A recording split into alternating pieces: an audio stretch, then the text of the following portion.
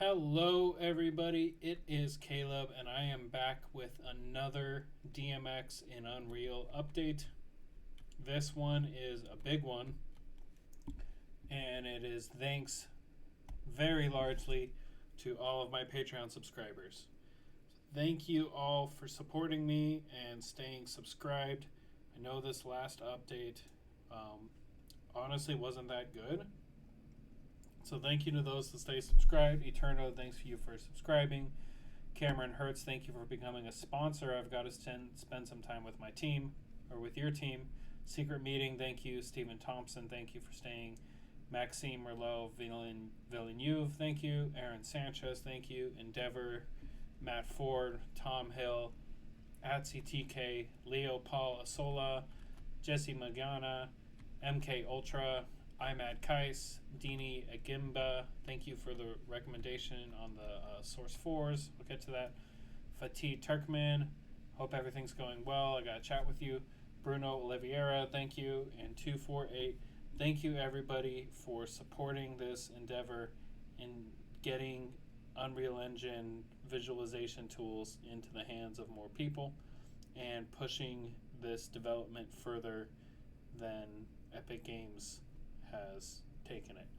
I can stand firm on that claim that I'm now pushing this further than their development has gone. In fact, I'm starting to notice a couple bugs that I'm solving. Those bugs are solved in my update pack. So first and foremost, let me just say, well, first let me say that I've been working on this project for about 14 hours today. So if you like tutorials that are made by a self-imposed overworked person who might be slap happy and is tired, this is the video for you.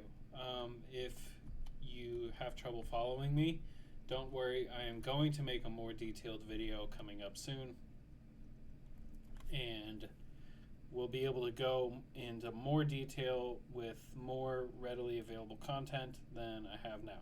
This video is just going to be me talking.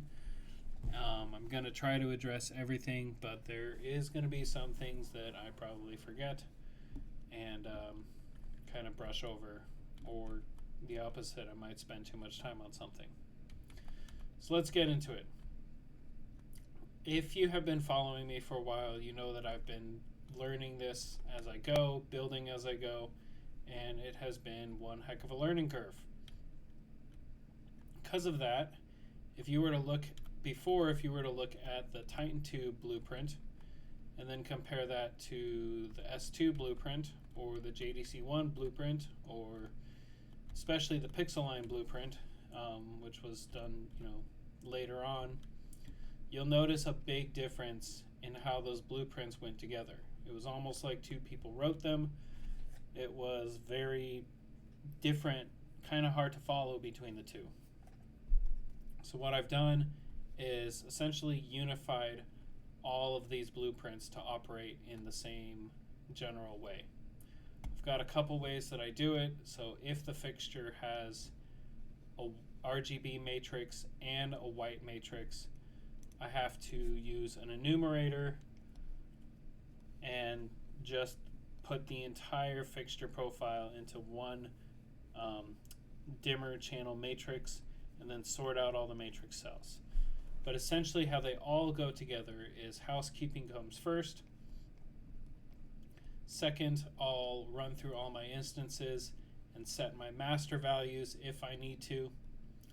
Third, I will get all of my data on the instance values. Next, I will usually set the RGB and scalar instances on the body. After that, I will do what's called a section color map. And so on this fixture, I wanted to add haze to it, and that's an update too. Before the LED bars did not have haze at all. So I've got 16 RGB cells on one side, 16 on the other, and 16 white cells. And so the three cells that are next to each other, if I actually used haze, those top 3 cells would just blend into each other. You might get some chasing as I go down the strip, but the 3 cells right next to each other would just blend into each other. So on some of these fixtures like that, you'll find a section color map. I'll explain that a bit more. I'll really get into detail in on my next video. After I do that and gather all my data, then I apply the data. So, and by the way, I made this DMX function, a library of DMX functions that I'll share with you next. But all of them have Booleans, so you can just go to the fixture and check, is it using a light, is it using a beam, or is it using a body? Hopefully, I know I was jamming through a couple of these blueprints, so some of these Booleans might not be linked. I will do the best I can to patch that if I do find something that is not linked. The other method is like with the X4 bar K20, where I can put a proper matrix cell or matrix RGB set in there in addition to the actual overall attributes. And so then again, I gather my master attributes, apply those where I can. I know this kind of broke the convention because I applied my parameters before getting the instance cells. And so essentially in all of them, I get my data first, get my master data, get my instance data, and then apply it. And usually it goes head first, light or beam second, and then beam third. So on this one I did beam and then light, but it's just some of the blueprints are still a little bit different. But you will find a lot more consistency in these blueprints as they go together. Let's get into the DMX functions library. I have made a whole bunch of functions that I can repeat usage on any blueprint. And all of these pertain pretty much directly to DMX fixtures. So go through that. Other thing I've done is made haze global and universal now. So, and by the way, this DMX functions, what it is a blueprint function library. If you make that and you put functions in here, you can call them on any blueprint. On the universal haze, I made a parameter collection. I've only got one parameter in there now that I find appropriate, and that is haze level global. And you can control that by either changing this value directly. Oh, that was really disappointing. Well, it might be because I have this really fancy schmancy controller here. And so using this, there we go. I can turn haze off for everything. Or I can turn it on very light, or I can turn it on very heavy.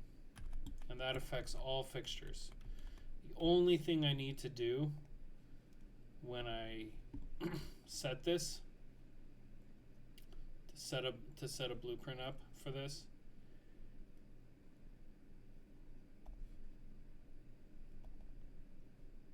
no, not static mesh, is multiply it by this collection parameter from DMX global parameters on the parameter called haze level global. So that makes things a lot easier for your project now. Now the only thing I gotta do is kind of try to make all these haze levels match. Like it seems like the K20 bar, those haze levels are a bit brighter than the rest of them, but that will be dialed in over time. Other thing I did, and thank you Dini for this recommendation, is I have made a framing shutter system. ChatGPT helped me entirely with this process because it uses some custom GLSL code. But essentially now you can take this Lico that doesn't at all look like a Lico. Look, if you've noticed a trend here, I like modeling, but I only model if I need to. And so if this affects the output and it's not an eye candy fixture, I'm not going to model it yet. I am working on getting a modeling pipeline down so that some of these fixtures can have proper models, but yeah, I'm putting proper models on my fixtures is not my primary focus right now. I want them to do what they're supposed to do. So for the pixel line, I want that to look like it actually looks. If it outputs something, I want the output to look like it's supposed to. Anyway, with the shutter framing system, you can now adjust your top shutter angle, and it affects the haze too. You can do left shutter, right shutter, whatever you want. So by doing this, oh, it has focus too, by the way. So if you want sharp edges, you can get those. If you want soft edges, you can get those too. By doing this, you can create a very even stage wash that is a replica exactly of what you would expect on show site. I haven't updated the lens to follow this cut yet. That'll probably be on the next update. But for now, I got the beam and the light to set pretty well sync up. These also have zoom on them as well. So I think that's pretty rad.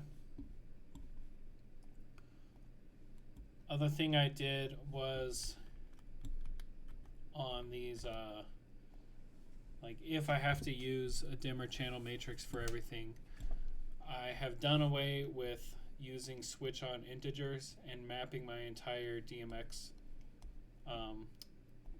chart to a switch on integer. I've also done away with using switch on strings. The integers were confusing and hard to read.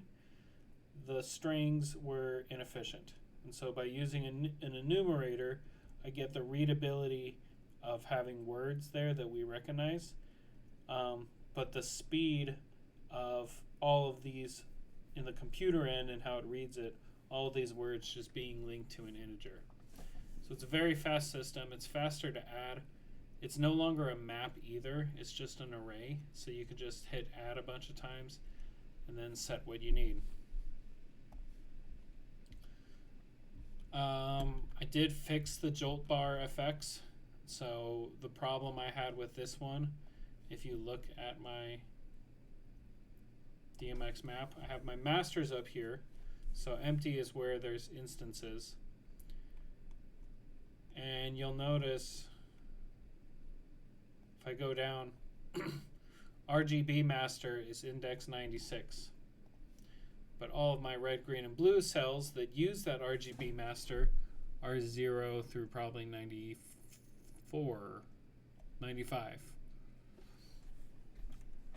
So what was happening is as I would iterate through all of my cells, I would set all of my red, green, and blue values and multiply the master that was multiply by the master that was present in my previous frame, which is not accurate.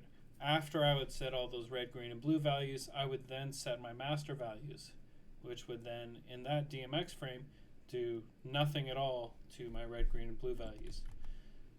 The effect of this was that you would turn off, like if you would turn off your RGB master, it would turn on the RGB master.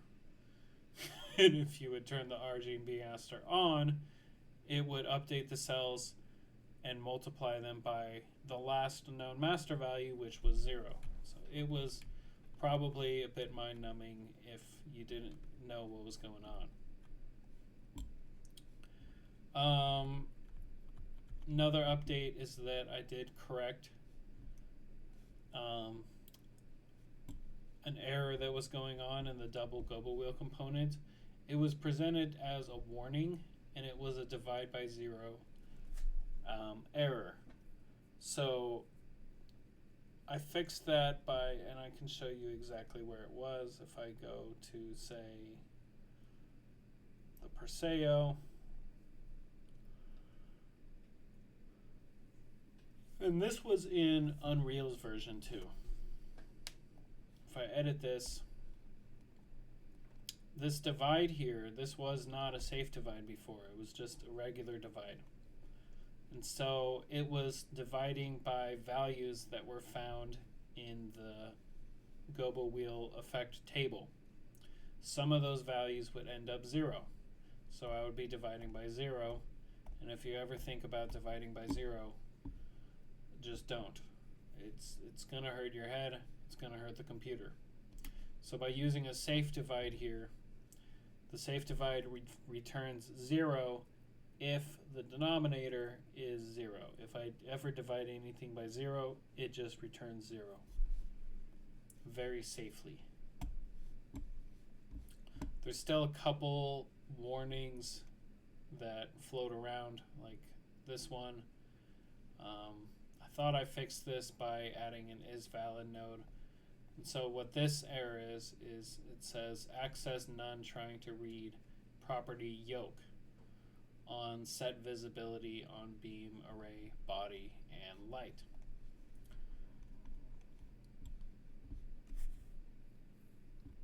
That one is a function in my DMX functions, and it's used in the construction script. Where is it? It's used in the construction script to easily decide if you want to actually use your beam, use your light, or your body. So what I did is add isValid nodes to all of these objects so that if it exists, then it changes the visibility. If it does not exist, it doesn't try to change the visibility because there's nothing there for it to change, which is what throws the error.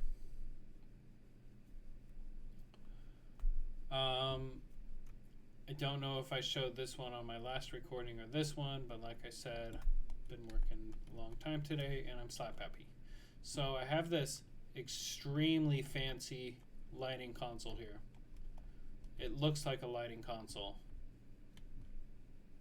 Not really. Still noticing a trend here where some 3D models I don't care about and others I totally do care about.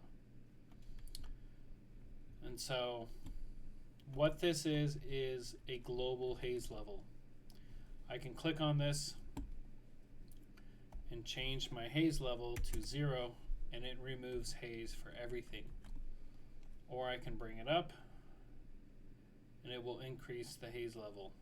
It does not require any CPU usage to do this almost, because the parameter that it multiplies by is in the materials.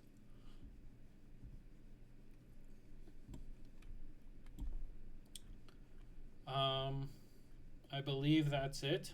I think the only new fixtures that I have on this update are the Lico with the framing shutters, an LED Lico, the ETC luster with framing shutters, and then I added, where is it? I added a Colorado from Chauvet right here.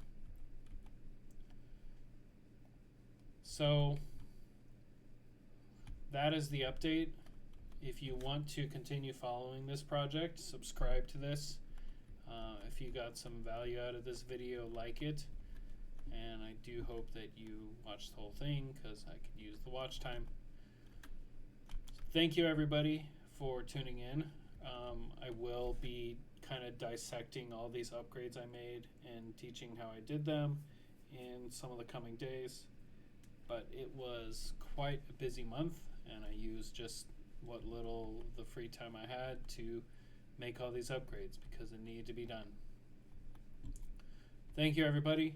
I will catch some of you on Discord or Patreon or Messenger, Zoom, Teams, however we might talk. I do love chatting with you guys about this very niche field. And yeah, I hope everybody has a great visualization project. If you have any questions, feel free to ask me, whether you're subscribed or like on my Patreon or not. Oh, and real quick, I want to address one bug that's been floating around. I've yet to be able to solve it. Of course, it's not doing it on this time that I show it. But what happens, specifically with the Mac Viper Air Effects and the MK3 spot, is the gobos look really fuzzy.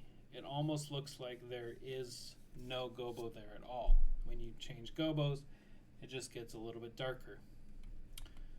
The short-term fix for this is the easy way is to browse to the asset where the fuzzy gobos are and open your disks folder.